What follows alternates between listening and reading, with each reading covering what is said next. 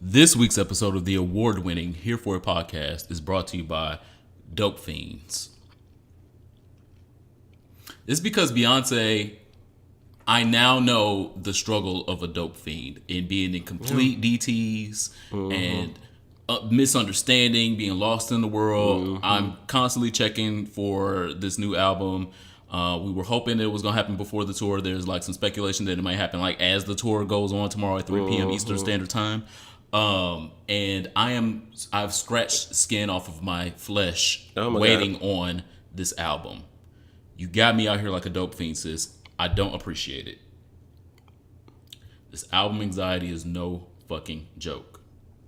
I want the UK recorders because y'all are going to get to see the shit first. I want y'all to hold your camera steady.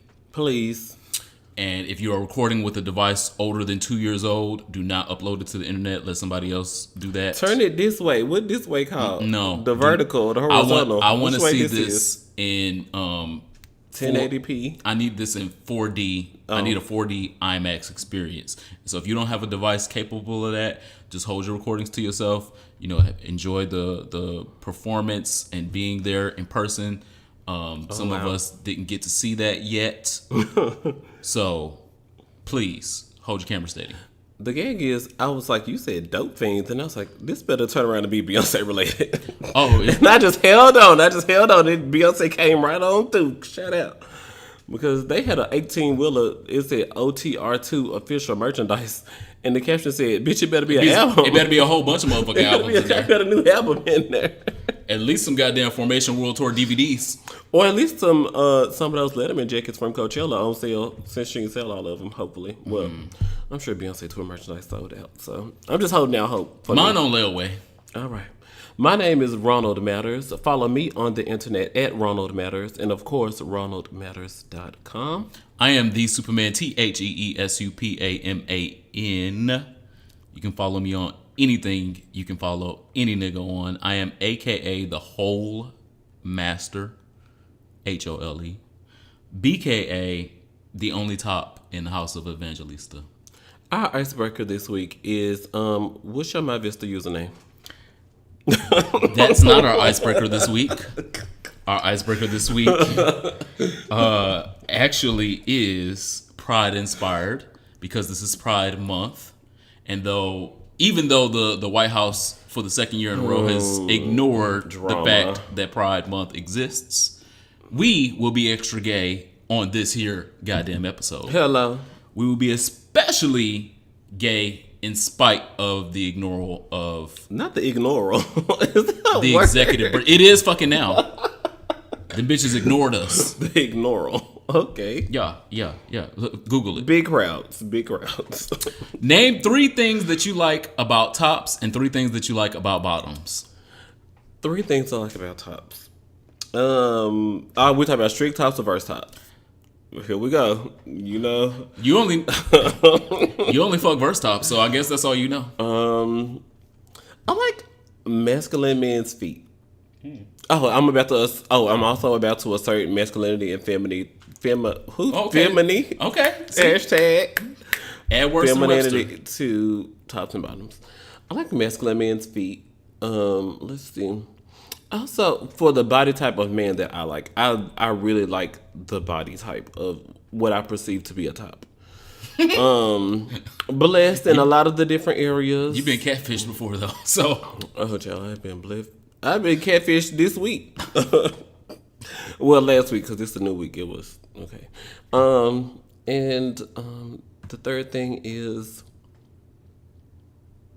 the third thing. Well, of course, the third one should obviously be peen, but I'm going to be, political and analytical, LOL.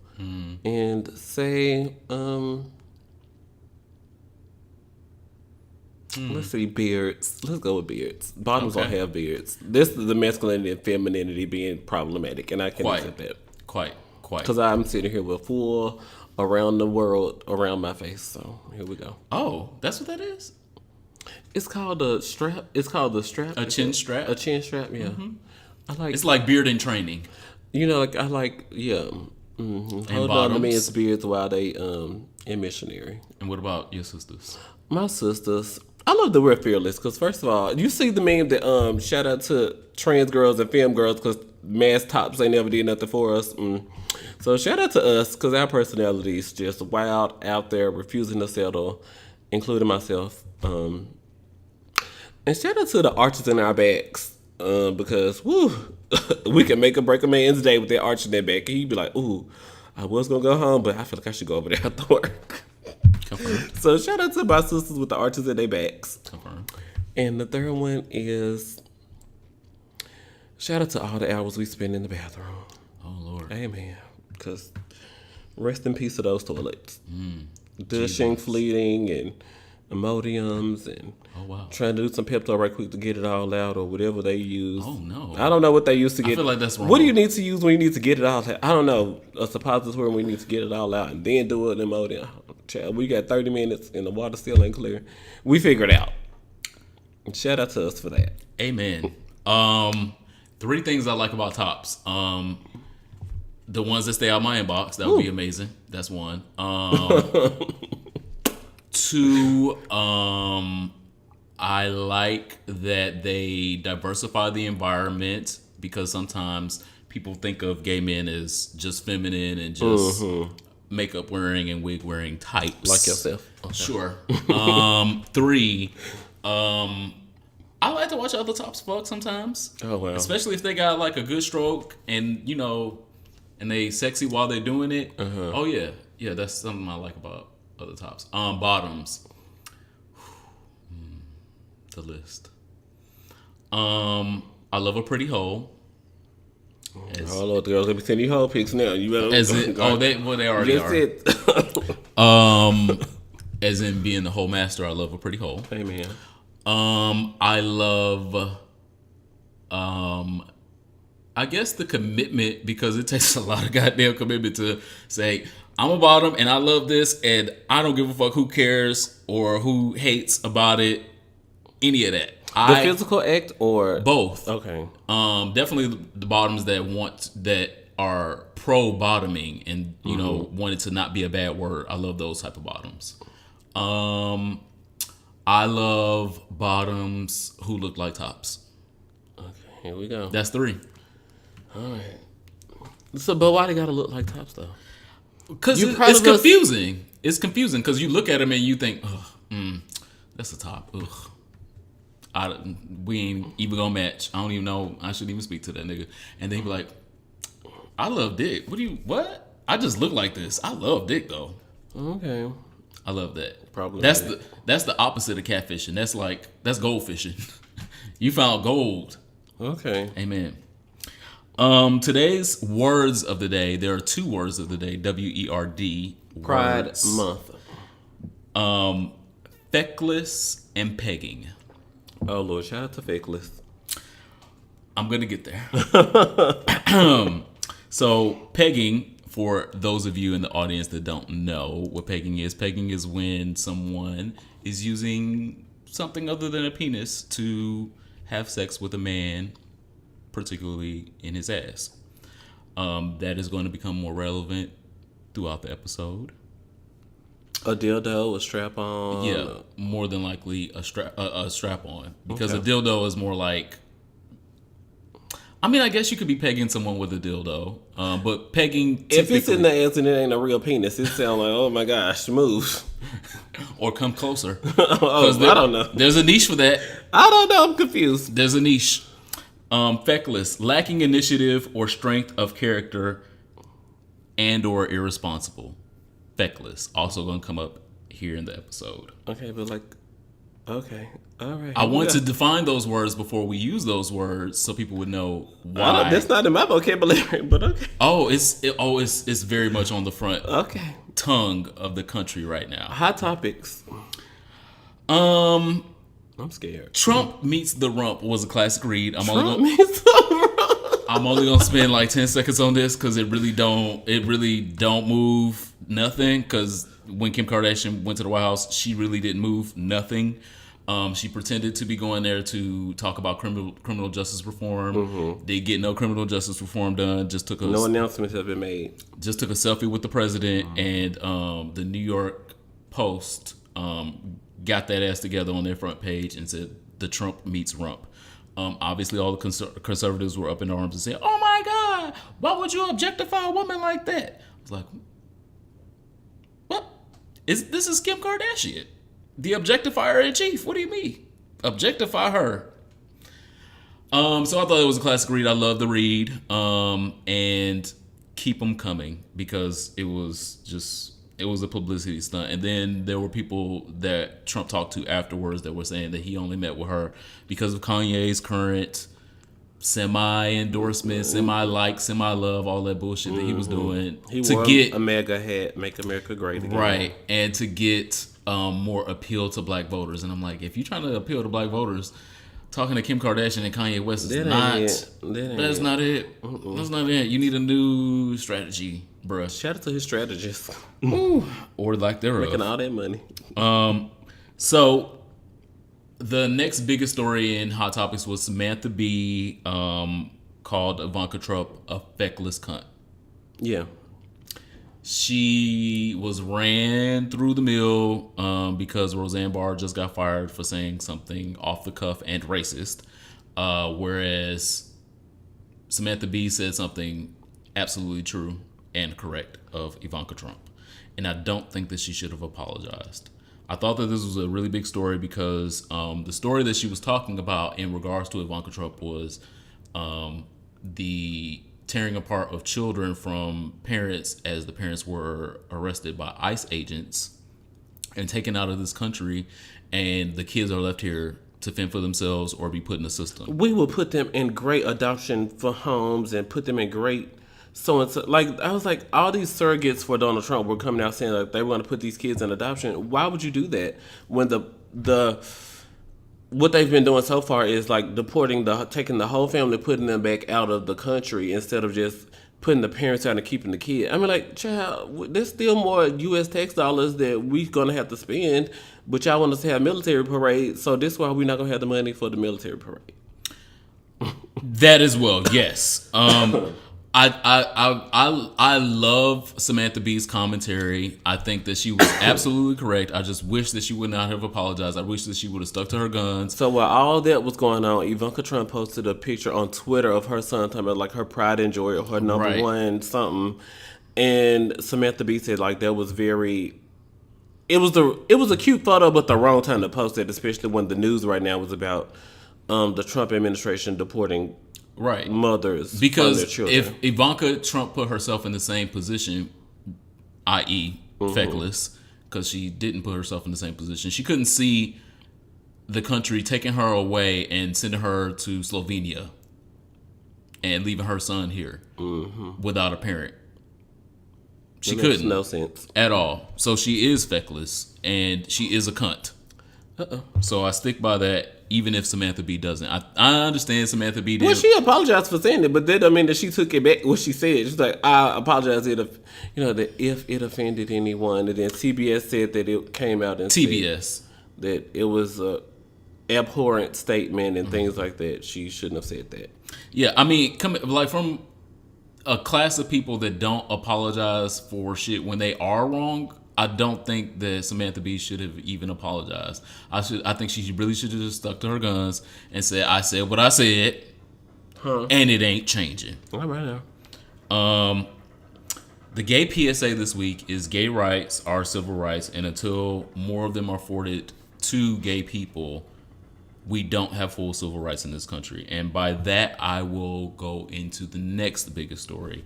The Supreme Court is trying us during Pride.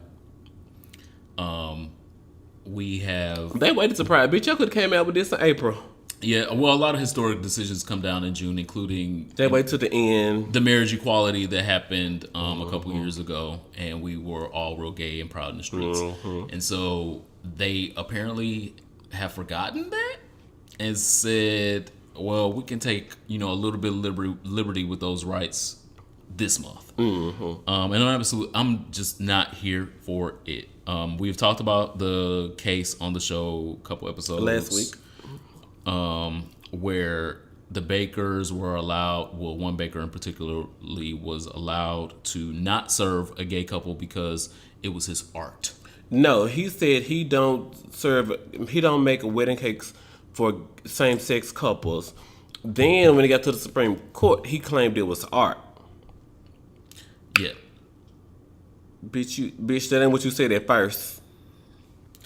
I mean, I am a person that believes that art can be very abstract, and you can call a lot of things that you do art. I think this is a form of art. I think that my semi-nude photo shoots is art. I'm not quite sure about wedding cakes. I feel like if you've made a few wedding cakes, you probably can make another one. Uh-oh. And it's not quite art, but the Supreme Court said it is. So I'm not here for it. I'm not here for it. I really think that the overarching theme here, the bigger problem, is that gay rights are not protected rights the way that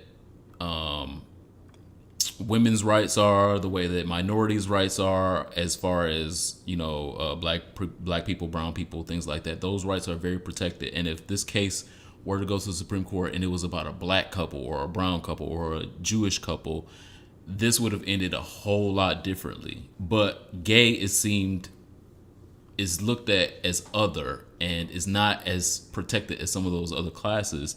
And that is the overarching problem here, where it should be just as protected as women's rights. So if you denied making a woman a cake because she was a woman,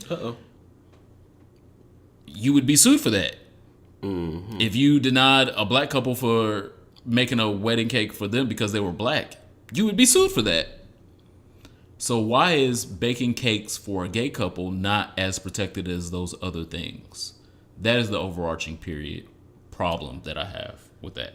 The Supreme Court in their decision said, like, this is an amazing case. It's a great case, but it's just not the right case to have us make the decision on. So, you know, for the next, until it's justice is served, they're going to keep searching for the right case to present to the Supreme Court. That's going to be the right one to get the decision that's in our favor. Because it's going to show up, especially in Trump's America. So, justice will be here soon. Let's hope so. On a lighter note, we were asked about brunch places here in D.C. That was our listener question. Oh, okay. So we'll wait for listener questions for that. Next is the TV moment, probably of 2018. When Beyonce won the Super Bowl. Was Beyonce there this year? I don't know. I just assume. No, we wish we wish that she was. Beyonce wins every year. She won this year because she wasn't there. And people were like, I don't know. Beyonce? Who was there? Who was playing? I don't know. Beyonce? I just know the Eagles won. I don't even remember who. Anyway. Beyonce.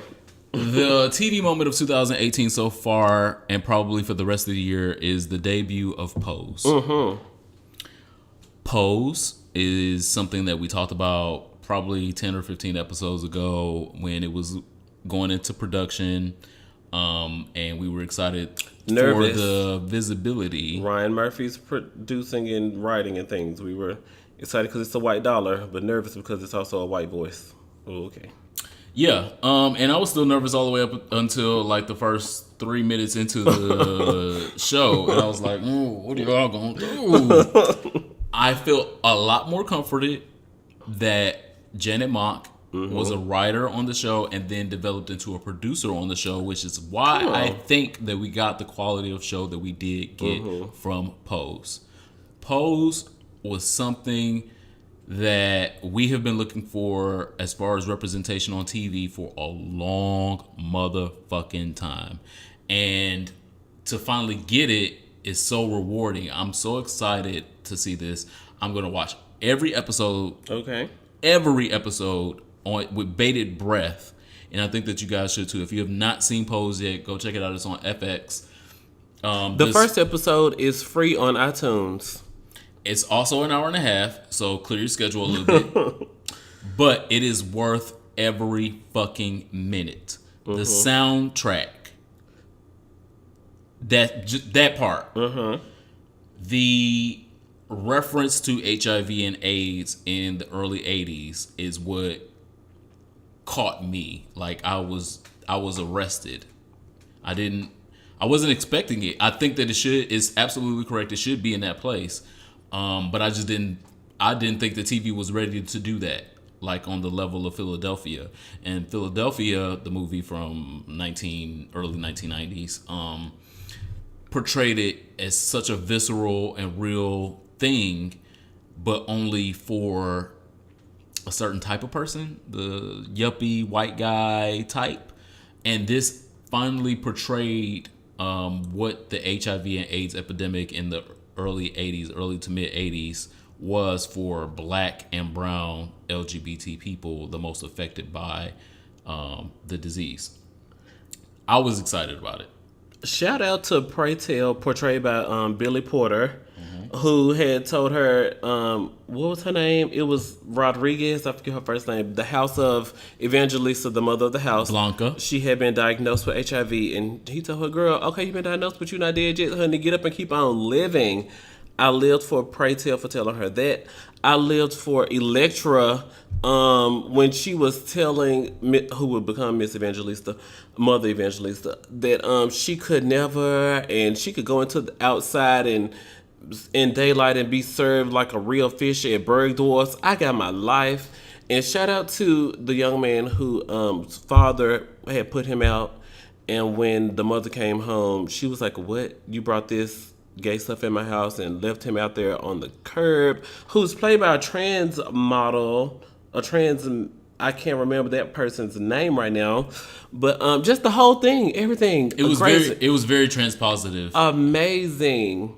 They had the stereo speakers, they had the music, they had like when they went into the museum and just everything, like the ball. Like when you look at Paris is Burning, it was very, very copycat, but just very real, because Paris is Burning is a documentary, and they emulated the realness of that. And so, of course, the category is realness. 100% tens across the board for Pose. Love it. I don't think it was a copycat of Paris is Burning. I think Paris is Burning was just the blueprint that they went by and said, okay, this is an obvious, accurate portrayal of this culture and this community. Let's not steer far from that, because it's accurate. And if they had not stuck accurate to that, then I would have been ready to drag it. Me too. Hashtag. But they didn't, and they followed the blueprint of Paris is Burning, which is obviously iconic and which is obviously a classic. And so many of my millennial brethren have not seen it yet. I don't know why you have not. But if you have not seen Paris is Burning fully in your lifetime. Well, the DVD on Amazon when I bought it was $26. And that's a lot of money. Yeah, you don't got to buy the full DVD. I think you should, because it should still be financially supported.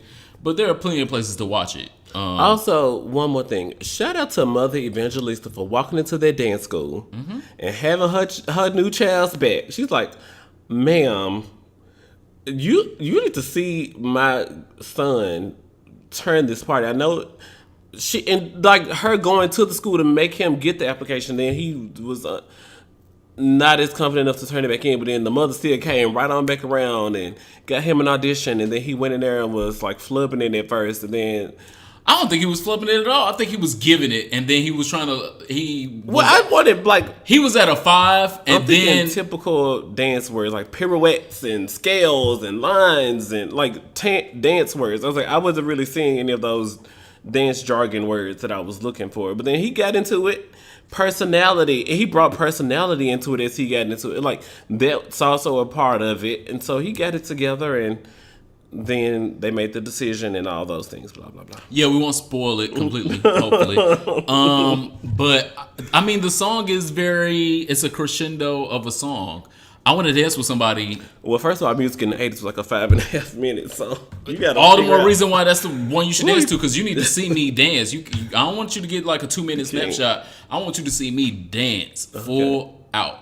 And it's a crescendo song, and so I think that he was like feeling the, nervousness of an on-spot fucking interview. Can you imagine like going to the school of your choice, the school of your dreams? I don't have my clothes.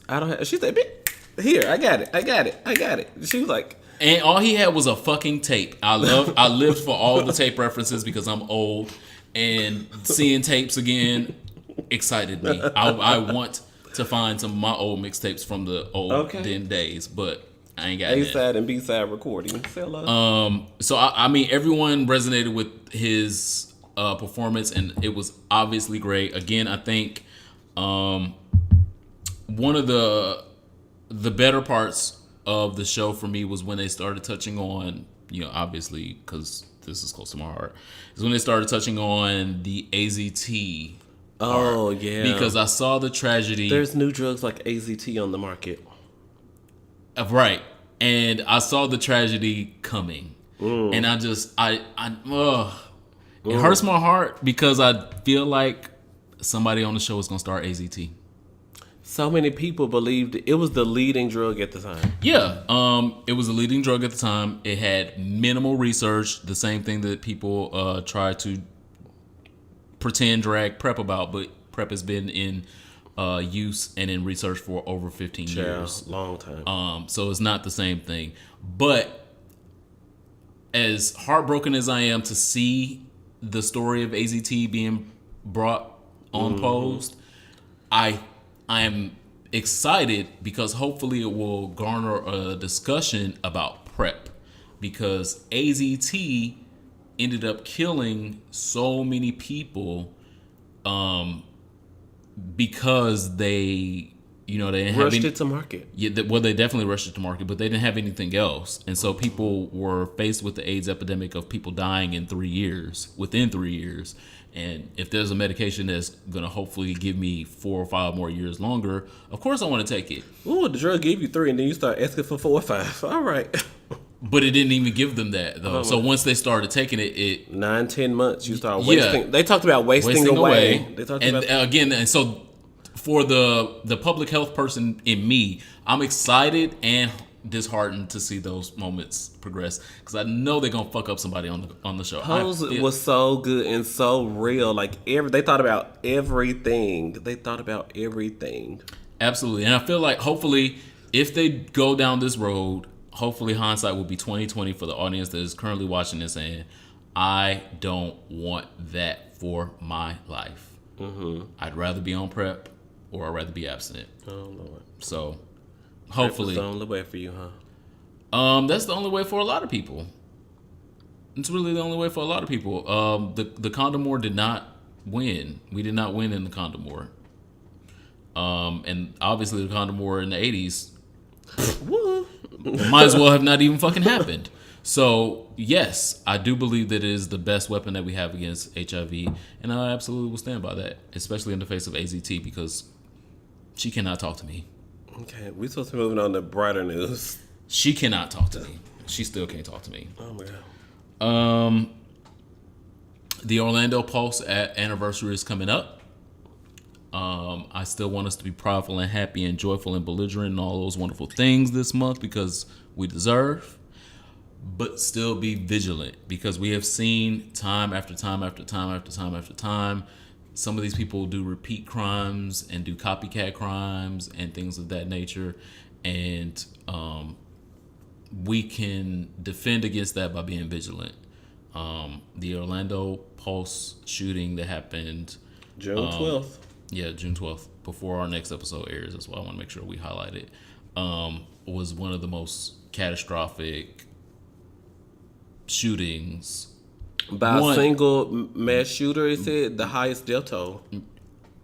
Well, close to after the Las Vegas one, because Las Vegas, I think he killed like 50, 55 or something like that. Mm-hmm. And it doesn't matter. It doesn't matter 55 versus 49. It's too many. It's still a fucking lot. What? And it doesn't need to happen again, and we just need to be vigilant. Does it mean we should not go out to gay clubs? No. Does it mean that we should not be out in the streets celebrating and being our best gay self?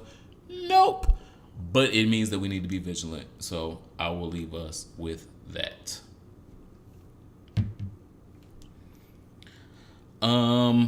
Also this week, Jesse Duplantis. Who?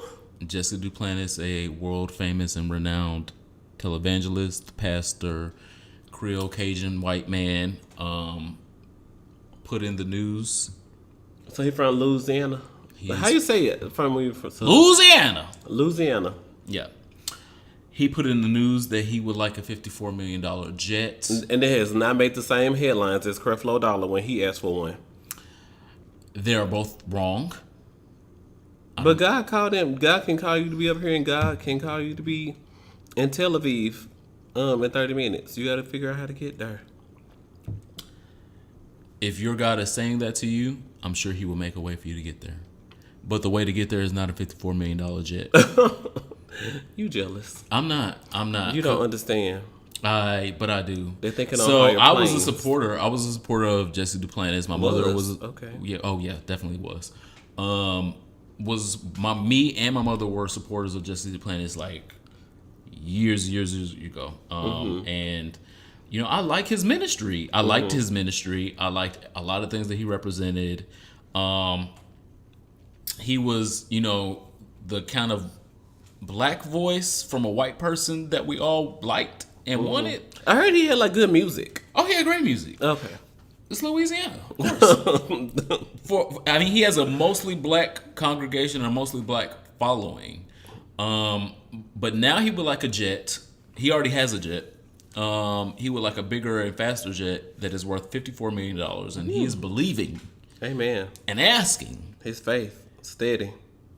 His congregation to help him support this $54 million jet. I'm not here for it. And none of y'all should be fucking here for it. I don't understand. Did Creflo Dollar ever get his jet? No. Oh. I don't understand. That's what I was really thinking. Why the fuck we think that people doing God's work need so much. When stow it back into, is that the right word? Back into your community or something like that? Absolutely. People who have riches are supposed to share it or something like that? Yeah, absolutely. The times that Jesus walked this earth, he walked this earth in the shittiest of sandals and the humblest of dressings. Out, you know, I was really trying to think of Moo because it, you know, what that girl on Drag Race wore that she got a lemon caftans. Yeah. Well, he wore the humblest of those. And he still got his message out to the whole wide world, and his message reverberates thousands of years later. How in the fuck do you need so much more to reach so many less people? Because when Jesse Duplantis dies, and I really you're not wishing death on people. I'm not wishing it, but I just thought he was real close a long time ago. Because as long as I've been alive, he's been an old man, and I've been here a while. Oh, okay. And I assure you that probably 40 years after his death, not many people will be talking about the ministry of Jesse Duplantis. Cue the Shade fan. So I'm confused as where's the return on investment that we're seeing here? Are you saving 54 million more lives because you need this jet? Are you bartering to become the next pope? I don't see it. I'm missing it.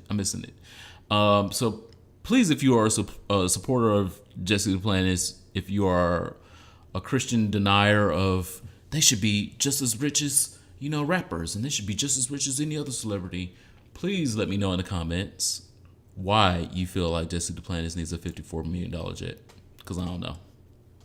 Thank you guys so much for leaving us comments on Apple Podcasts. Search for our name in your app, Here For It. Click the reviews tab and click write a review. I was supposed to have prepared to read one right now, but I'm going to read it later. This week in social studies, I was going to bring up chronic escapism. And are you depending on that? I was like, child, no, I would want to escape myself. And like in the upcoming months, I'm going to be escaping with TV. So I decided to change social studies this week to upcoming TV shows for the summer months. Well, one, since they left Scandal Ain't No More. And since a lot of my other shows don't come back till the end of September. The first one on my list is Pose on FX, which airs on Sundays. We talked about that already. First on mine. Unbreakable Kimmy Schmidt, season 4 is the final season. Part 1 of that is up on Netflix right now. Since 8 is about 8 people who somehow come together and can share the same thoughts or something like that. 8 degrees of separation, yeah. That is coming out this Friday, June the 8th. It's going to be a movie. Their finale is a movie coming out this Friday, June 8th on Netflix. Claws returns on TNT this Sunday. The girls in the nail salon, they also laundering money to a drug scheme through a Russian outpatient agents. It's real. I can't explain it, but I'm living for Claws. I get in my life. Love is airing on OWN Tuesday nights starting June 19th. The lady who created Girlfriends is the story. It's her loosely based on her life story as a screenwriter in the 1990s, and the guy who became her husband. I think he was like a up and coming director or something like that. He did something behind. They both did things behind the scenes. And Love is supposed to be about their life in LA in the 90s, struggling to make it all come together. But of course, they're married now, so of course it all comes together somehow, but not without struggle. Maybe. Power returns to Stars starting Sunday, July 1st. You want to see if Omari Hardwick, who plays Ghost, and 50 Cent, who plays, I don't know what his character name is, but we all know what Power is about: drug lords and club owners in New York City, and they're getting into it, selling drugs and laundering money through the club. And they killed, I don't know if it's too much. No, somebody died last season, so it's going to be revenge to be had. And so, you definitely at least want to watch the season premiere because it's going to be amazing. And if you like watching me and you know that I'm the CVS brand of Omari Hardwick, go watch the real one.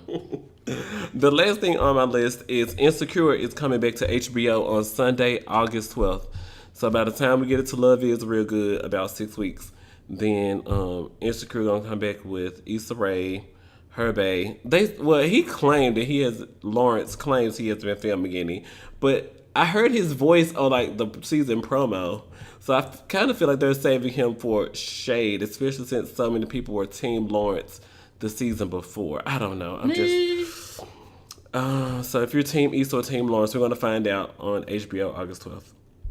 Some other things that's going to be wrapping up during the summer months: RuPaul's Drag Race.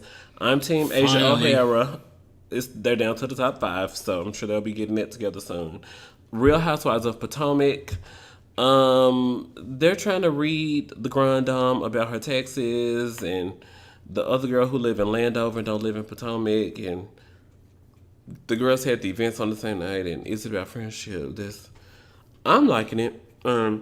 Basketball Wives is back, and of course it's still Evelyn versus Tammy because ain't nobody else with a big personality on this show. Everybody else is just supporting characters. I live for Jackie Christie though. And Love and Hip Hop Atlanta with Tokyo Vanity. I think she's a great addition to the cast. I think her and her boyfriend arguing back and forth, and Carla Red continues to be messy. And I think Spice was a great addition to the show. So what do y'all think about Love and Hip Hop Atlanta? My question is, are there any YouTube series that we should be watching over the summer? I've seen a lot of people are watching Chasing Atlanta, which is a online series about men in Atlanta who are, I guess, chasing fame or chasing stardom or chasing something. I don't know. But I hear that Chasing Atlanta is a hoot. But what other YouTube series should we be watching over the summer so I can spend my time at work watching that? Let us know in the comments or anywhere you see us on social media. There was a cast member on Chasing Atlanta that wanted me to come on to be his fake boyfriend. And so when you watch Chase Atlanta, try to figure out which one of those cast members it would be. Are you serious or are you lying? No, I'm dead serious. I'm like, because we're recording live. No, I'm dead serious. And I have the DMs to back it up. This person was like, oh no, you just come to Atlanta. I know you don't live in Atlanta, but you probably would only have to come like maybe once a month, do some filming with me, we're dating and blah, blah, blah, this and that. I was like,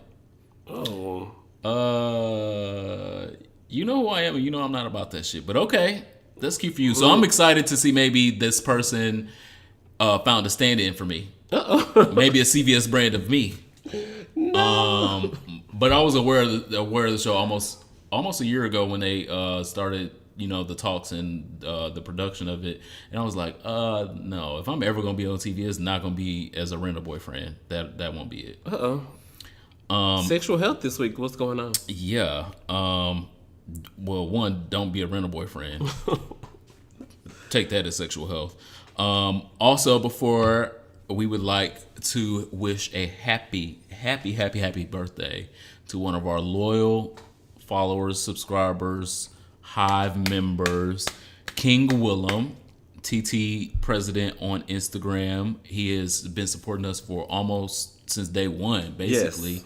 Yes. And his birthday just passed this weekend. Happy birthday. I hope he twerked something or has something twerked on him. Okay, that's more like it. Okay, I think it's more that direction. Whichever one. People do, I don't know. you can do something strange for your birthday. I want you to be happy. Yes, be happy. So we wish him a happy birthday. Make sure you guys go check him out on Insta when you get a chance. It's TT President.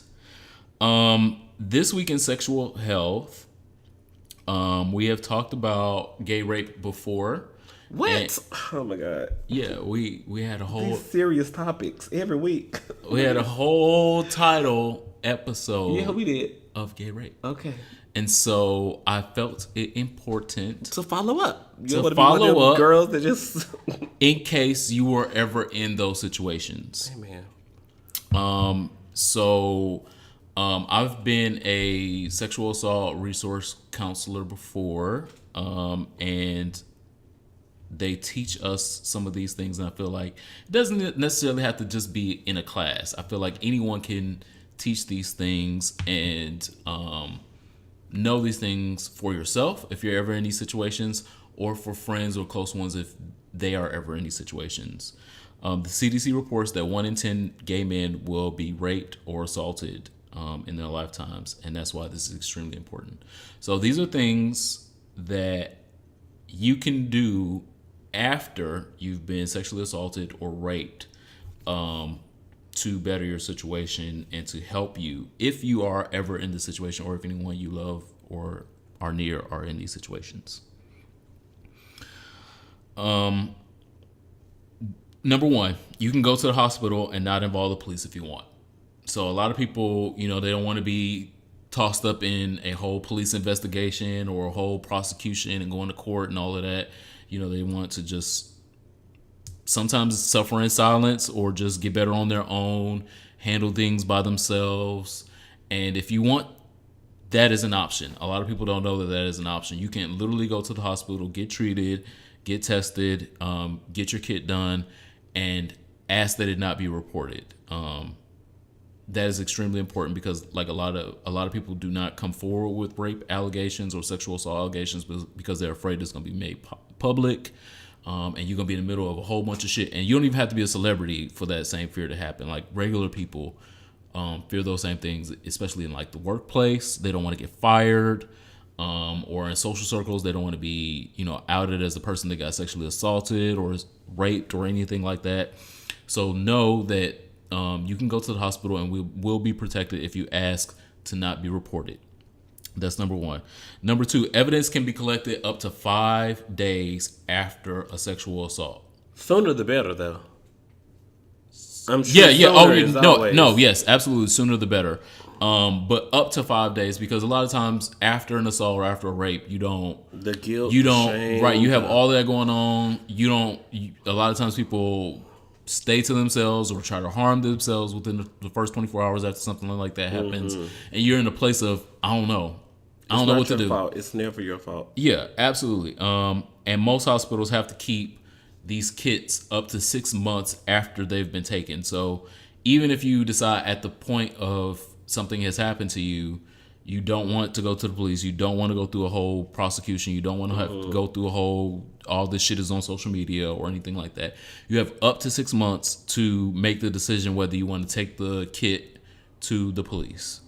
And that's important in making these decisions because a lot of people don't want to make these decisions at the time of the incident, and they don't know if a month later is too late because of a lot of shit going on social media of people talking about the statute of limitations and shit like that. You have up to 6 months to get this kit presented to the police or start pressing charges with the kit.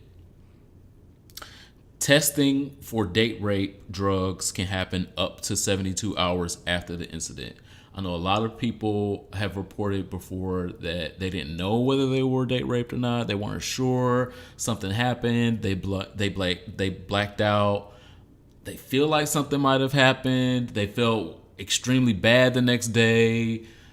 All of those different variables, and they just continue to try to live on their life and hope that something didn't happen and hope that was maybe a bad dream or something like that. You have up to 72 hours to go to a hospital, go to an emergency room, and be tested to see if someone drugged you, for them to find the drugs in your system. It's also important for birth prevention if you are a female. If you have a Vangie down there, you have a whole vagina, and you think that you might have gotten pregnant because of someone sexually assaulting you or raping you, you have up to 72 hours to get the prevention medications in case something like that happens. And finally, rape crisis counselors are also available in your area. So again, you do not have to go through this alone. You can be with someone like a rape crisis counselor that can tell you all your rights, that is sworn to not tell your shit to anyone else, to the police or anyone else, and that can help you in this process, especially if you're scared, you're ashamed, you don't know what to say, you don't know what to do, you don't know where to go. Rape crisis counselors can help. And I think that is extremely important this week in sexual health because, again, 1 in 10 gay men can be a lot of us. And you should be armed with that kind of information. If it's not for yourself, it could be for someone that you know or someone that you love. Bitch, when I tell you there was like some serious advice, I live. Come through. This is why I keep you around. Oh, okay. Because if I get raped, I need somebody to know that. Because I would have known like 3 or 4 of those things. No shade. I would not have known. This week, I have an announcement. So severe. I'm not a virgin anymore. This weekend, somebody came to town and put it down. And the song for my soul this week is actually a full album. Shout out to TGT. They were robbed at the Grammys with their album 3 Kings. Nice. So it went to Alicia Keys for This Girl Is on Fire. Ooh, hopefully I'm not on fire anytime soon in Jesus' name. But shout out to TGT. I have a whole Get That Dick playlist, and in the moment, all I could do was like, oh my God, I need to turn on something. And the 3 Kings turned up in my recommended, and I just turned that on and played it from track 1 to track whatever we made it to. I think it was like track 11 or 12 we made it to. So shout out to TGT, Tank, Genuine, Tyrese. Well, Tyrese is the big ticket because he was in Fast and the Furious. So Tyrese, Genuine, and Tank. Even though Tank wrote and produced most of the album, I think he should have been in the front, but whatever. Yeah, that was a really good album this weekend. It got me through a lot of things. What's the song for your song? Sure, Jan. Sure. I mean, do you need a scooter after this? I'm gonna keep the rest of my business to myself. Oh, okay. We're doing that now. All right. Yes, Jan. I'll tell you off air, but yeah, we recording live. The song for my soul has nothing to do with the aforementioned story that my co-host has shared. It may sound similar. I'm sure that he may get a flashback or two, and that's his business and no one else's. I'm not a virgin no more. I'm so happy for me. What? Because that was a real belief out there in the community. Do I have to grab the back of your neck? Uh-oh. To make you listen to me? Yes, grab it, nigga. I mean, sir. Do you have to see me flashing this rose? A rose. Okay. Or waving my rollie? This song, exactly. See, look at it. You knew it. From 1999. It was the debut album of Cisco. Into the Dragon.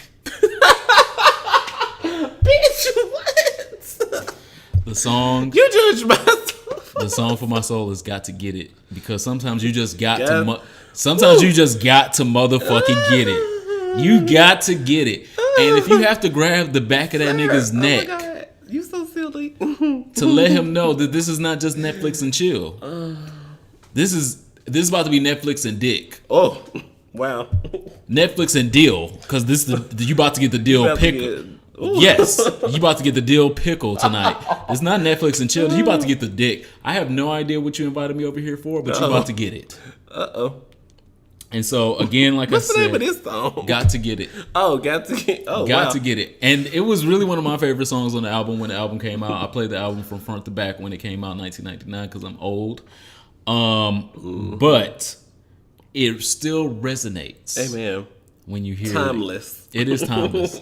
I've heard it multiple times this week already, and I still felt the same way that I felt then when I probably shouldn't have been thinking about grabbing a nigga by his neck and or a woman. Oh, so you think about girls back then, probably. That doesn't have anything to do with it. Girls, you're nasty. That's my business. I got to get it. Just let me hit it. I'll kiss the lips under your navel. I'll go where he won't go. And that is another PSA out there. Send us your questions and comments to hereforitpod@gmail.com or to any inbox where you can find us on social media. Maurice on Instagram says, hey, couple of things. Next week, rank the top 5 brunch spots in DC with the best looking man. That's what I can tell you.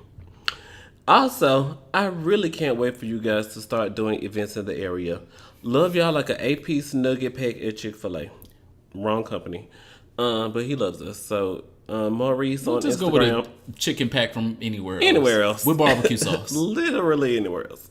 So, rank the top 5 brunch spots in DC with the best looking men. Ooh. Yeah, good luck. I wish you the best. Because I made my list based off the food. I knew the question. I still made my list based off the food. Well, minus the experience. Minus the food, I would say Saks. Because Saks has literally some of the best looking men in boy shorts. Oh, the burlesque. It's a burlesque brunch. SAX. Yeah, SAX, Saks. It's a burlesque brunch. And they are doing acrobatics. They're doing full dance routines. They give you like over an hour and a half of performance, and it is so fucking good. Okay. But eat brunch before you go. The food is questionable. For a person of my palate, I like bacon. I like eggs. I like some hash browns sometimes. A little bit of mimosa. They don't have none of those things. They don't have mimosa at brunch? No. They don't have bacon at brunch? No. It's very. We should lift them off the list. It's no, but the question was about the men there before the food, and that's why it's number one on my list. But outside of the food, go have brunch first. Have an early brunch, probably 11, 12, 30-ish, and then you can be on time for the show. I think the show starts at 1. Okay. But go have brunch first, then go to the show because the show is jaw dropping. It is amazing. It features some of the best looking gay men and quote unquote straight men in DC DMV area. And the show is absolutely worth it. It is great. But eat before you go. Before that, I would have to say Beacon. Okay. So Beacon has, I think, the best actual food, and then you happen to see some of the gays in the trade in Beacon at the same time, and it's in the same corridor as a lot of other brunches and a lot of other clubs and things to do on Sundays when people typically go to brunch here in DC. After Beacon, I would say Busboys and Poets, the downtown one. There are few Busboys and Poets in the area, but the downtown one just attracts on Sunday a different clientele. The one where the girl from the Howard scandal went. Yeah, see, exactly. You can get you one down there with some Gucci flip flops. Location. Yeah. After that, I would say 801 because the brunch is good and affordable. And if you get you a good window seat, you can see all the trade. Walking down U Street. Walking down, up and down U Street, figuring out which club they're going to. If they're going to Marvin's because they're not sure if they're gay or not. Or if they're going to Nelly's because they know they're gay. No quinoa in your hash brown, though. If you are those. Because that's your stipulation, but you always forget, and I have to remember. Well, I went recently, and I told them just bring me bacon and eggs, thanks. But I think that's another really good location. And then last but not least, Nelly's. As problematic as they sometimes are perceived to be, it is the premier place in DC to go to on Sunday currently because we don't have no other place yet. We don't have no. I said what I said. Okay. We don't have no. We don't have no other place yet in DC. Hopefully DC will branch and blossom this summer into some other place and we can go and spend Black dollars in Black owned businesses. Mm-hmm. But right now, that is the place to go. That's where all the visitors come. Mm-hmm. That's where all the cute regulars go. Everybody knows about it. That's where I've gotten plenty of fun nights out of Nelly's. So last but not least, Nelly's. Well, I completely disregarded your with the best looking man part, and I put Beacon Hotel because of their buffet style brunch. It's like a lot of millennials. It's a lot of us there. Black millennials, gay, straight. It's a vibe, and I just think it's great.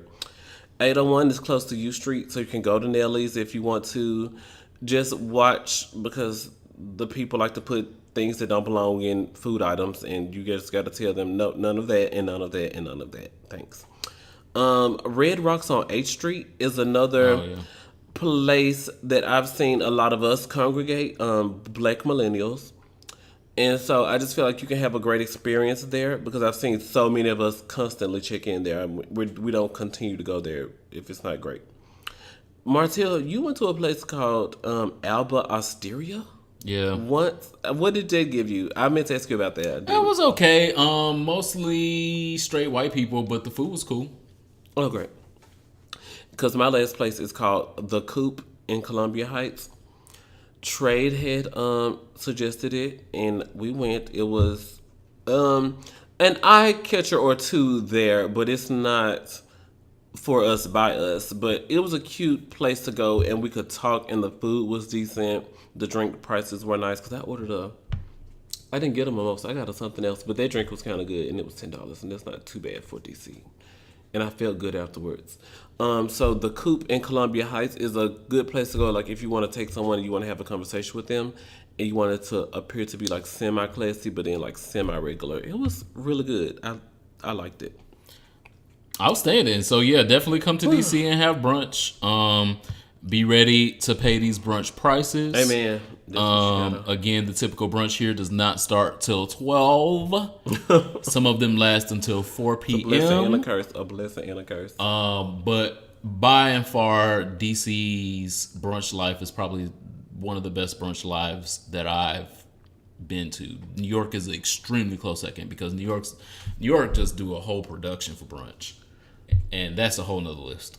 Last name Lenard. I know I'm gonna pronounce this wrong. What is Lenard? It? Okay, great. Jacoby Lenard on that's like Charlemagne. Lenard. Keep it on the playground. Keep that on the playground. Jacoby Lenard wrote us a podcast review. It says, I stumbled upon this podcast late last year, and I've been tuned in for every episode since. The topics are always diverse, and their perspectives are honest, informative, and hilarious. Thank you for getting me through these slow work days. Thank you, Jacoby, for leaving that review. And if you also want to be like Jacoby, make sure that you subscribe to this podcast. It's extremely important because you never know when we're going to upload new shit. And go over to our Patreon. It says L33NP. I know his name, but I just can't think of it right now because this is username on iTunes. Award-winning for a reason. Come through. A current events podcast. The hosts play off each other so well. Close your legs to other podcasts because this is the one. Thank you so much for your reviews. Hashtag award-winning for a reason. How about that? Everybody ain't. Close your legs to them other podcasts. Well, shout out to Pride Month. There are a lot of black gay voices out there, and we need every voice. Lift every voice. And sing. Amen. And sing. What are you here for this week? And or not? This week I am not here for YouTube. I started my blog in 2010. A full calendar year later in 2011, I was like, I'll start doing YouTube videos because I want to grow my audience and my black gay voice.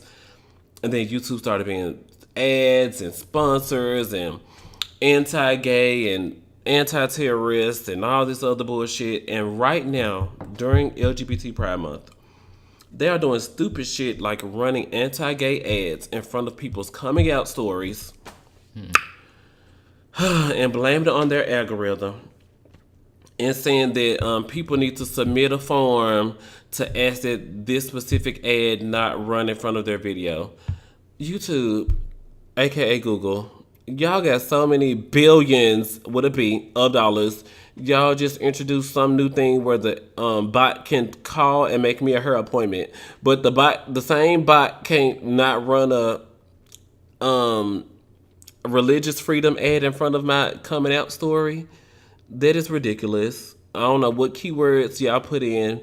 Then people were saying there was a person who uploaded a video about their coming out story, and then later to check for shade, in parentheses they put female to male transgender, and then their video was demonetized. Oh wow. And then YouTube, no, we don't have a list of keywords to demonetize LGBT videos, but sweetheart, here go your example. It just happened.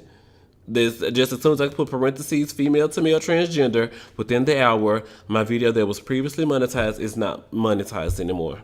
And y'all are telling me I need to check and see what's going on with my coin. So fuck YouTube for this. What are they doing? I don't know what's going on. Fuck your algorithm. Y'all got too much money to be blaming on the algorithm for your gay hate. Get it together. And I'm not here for it. Talk about useless bottoms. Useless bots. Useless bots. Useless. Yeah, I fell victim to that as well. I was like, I've been making money on YouTube for all these years with the same content, and all of a sudden now the content is not profitable to YouTube. Oh, okay. But people are still watching it and still watching the ads before it. So send me my check. Suck my dick. Oh, okay. Cool. I mean, they're not gonna send me the check, so I might as well get something out of it. They might as well suck my fucking dick. I am absolutely here for, speaking of sucking dick, I met Laith Ashley in person. That's that ass clapping. Somebody's ass would be clapping. And he is just as yummy in person. True. As I would have ever imagined him to be. True.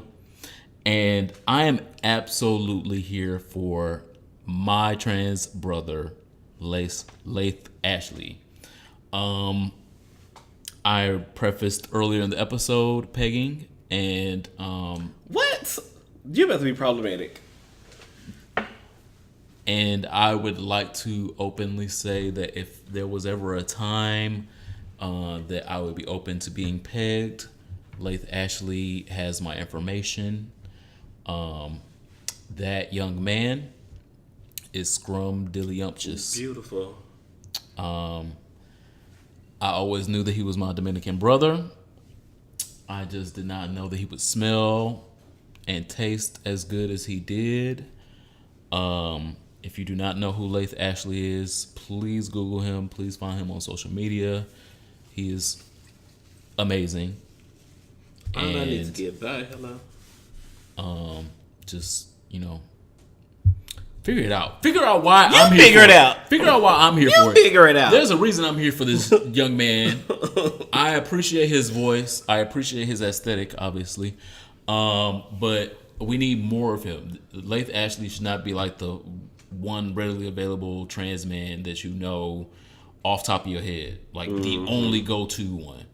And for a lot of people, he is. And it's great that his voice is out there, but it'd be so much better if we had like 10, 20 of them. I could take 10 to 20 of them. Oh, hello. So I'm absolutely here for it. Laith Ashley, you know where to find me. It's time for your favorite part, because you're an alcoholic. Okay. Our last call. Is yours serious or is yours fun? Because mine's serious. Mine's fun. Okay, great. Let me go first. No pause. Be nice. Tops on never let me go first. I wonder why. My last call is to Justice for Gay Wedding Cakes because of podcasts like Here for a Podcast and all the other podcasts that I highlight on RonaldMatters.com, due to blogs like RonaldMatters.com, to influencers like @TheSuperman and @RonaldMatters, we continue to change the problematic narrative that I don't even know what the narrative is. But child, move it, scoot it, get out of my house. It's really not a narrative. Like for a narrative to happen, like it would have to be thought written, and that's not thought written. We continue to like move the goalposts for these haters, and I'm excited about it. So I know that justice will be here soon. I'm not giving up. I was really excited for justice this week, but apparently I didn't receive it. I wanted it this week, but apparently God wanted me to wait a little bit longer. Is it God I'm waiting on, or am I waiting on Beyonce? Child, I'm waiting on this album, and I'm waiting on justice. I'm waiting on everything. Well, you're not waiting on dick no more, so there's that. Oh, shut up. That's my second last cough. That could be a second one. Well, shout out to him because he did his job. But shout out to Justice for Gay Wedding Cakes and all of us who continue to do our work in the LGBT community to make sure that it happens someday.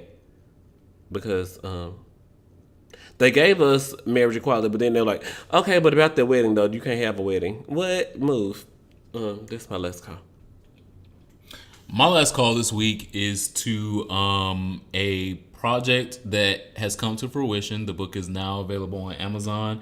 I am a teensy-weensy bit jealous because it's been a dream of mine, a quiet dream of mine. Not everyone knows about it, but being Beyonce. That's not quiet.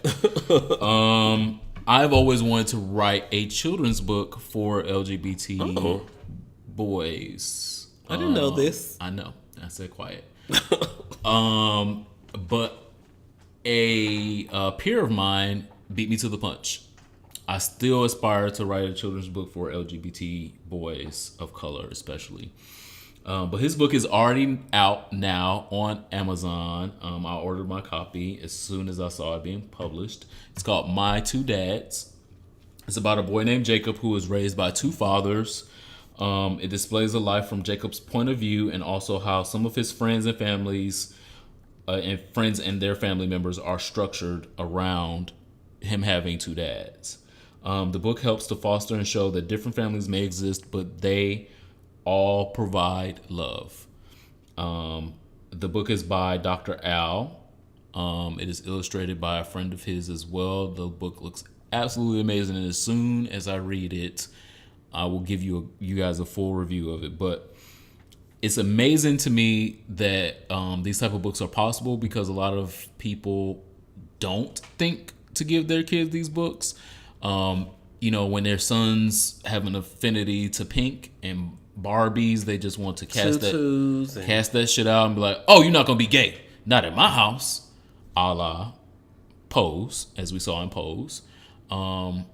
Instead of empowering and encouraging possibly an LGBT youth that they have, and even if they don't become an LGBT youth, they get exposure to people that may be around them. So it's nothing wrong with letting your kids read an LGBT positive children's book, even if they are or are not LGBT themselves. They could have LGBT friends, and it creates an environment of understanding, positivity, and fun, and not make it the climate of otherism that typically prevails in kindergarten and the first couple years of development in life. Pre-K realness. Oh well, he's a little feminine, or he wears pink to school, or he wears a tutu. Because I saw a full-grown ass man. He switched when he walked. I struggle with that. I saw a full-grown man walking down Connecticut Avenue in D.C. 2 days ago in a purple tutu. He was on his way to a march. Probably. I don't know where he was going, but he pumped. And it's always a march going on in DC. Always. He pumped. And I think that his life and people like his lives would have been easier had they seen this positive development in these types of children's books.